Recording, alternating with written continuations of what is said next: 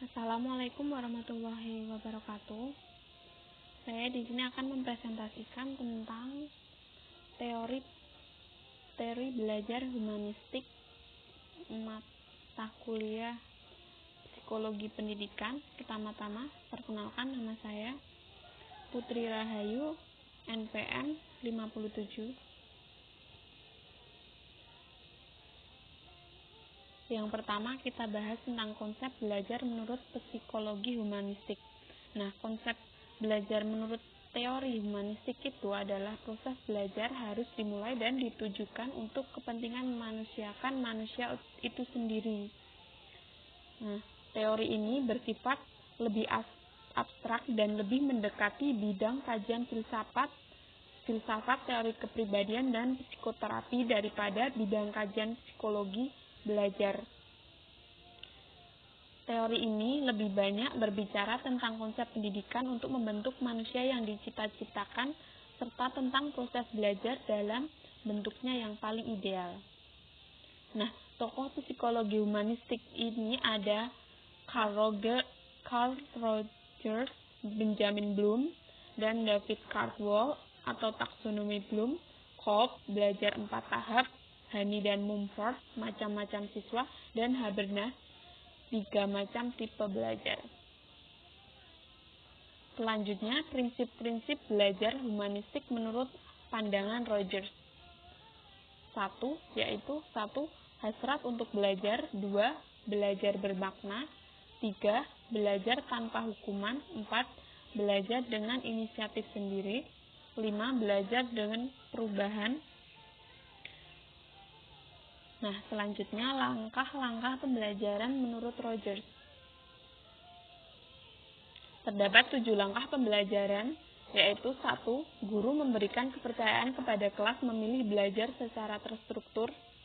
2. Guru dan siswa membuat kontrak belajar. 3. Guru menggunakan metode inquiry atau belajar menemukan atau discovery learning. Nomor 4 itu guru menggunakan metode simulasi. Nomor 5, guru mengadakan latihan kepekaan agar siswa mampu menghayati perasaan dan berpartisipasi dengan kelompok lain. 6, guru bertindak sebagai fasilitator belajar.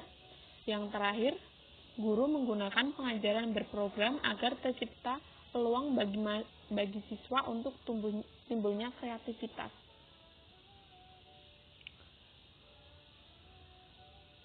Selanjutnya, yang kedua, pandangan Bloom dan Caldwell terhadap belajar. Tujuan belajar yang dikemukakan Benjamin Bloom dan David Caldwell dirangkum ke dalam 3 kawasan yang disebut sebagai taksonomi Bloom. Nah, apa itu taksonomi Bloom? Apa saja taksonomi Bloom? Kawasan taksonomi Bloom. Taksonomi Bloom terdiri dari 3 kawasan dan sub-sub kawasan yang disusun dari sederhana ke yang kompleks yang meliputi kawasan kognitif, afektif, dan yang terakhir psikomotorik. Kawasan kognitif terdiri dari pengetahuan, pemahaman, aplikasi, analisis, dan sintesis, evaluasi, dan kreativitas.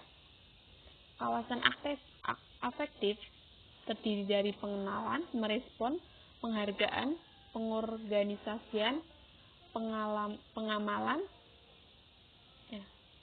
dan kawasan psikomotorik terdiri dari peniruan, penggunaan, ketepatan, perangkaian, dan naturalisasi. Nah, yang ketiga, pandangan Kolb terhadap belajar. Kolb membagi tahapan belajar menjadi 4 tahap belajar, yaitu 1. Pengalaman konkret, 2. Pengamatan aktif dan reflektif, 3. Konseptualisasi, 4. Eksperimentasi aktif. Nah, menurut Kolb, siklus belajar ini terjadi secara berkesinambungan dan berlangsung di luar kesadaran si pembelajar. Dengan kata lain, dalam teorinya kita mampu membuat garis tegas antara tahap satu dengan lainnya. Namun dalam praktek, peralihan dari satu tahap ke tahap lainnya itu seringkali terjadi begitu saja. sulit kita tentukan kapan beralihnya. Nah, yang keempat, pandangan Hani dan Mumford terhadap belajar.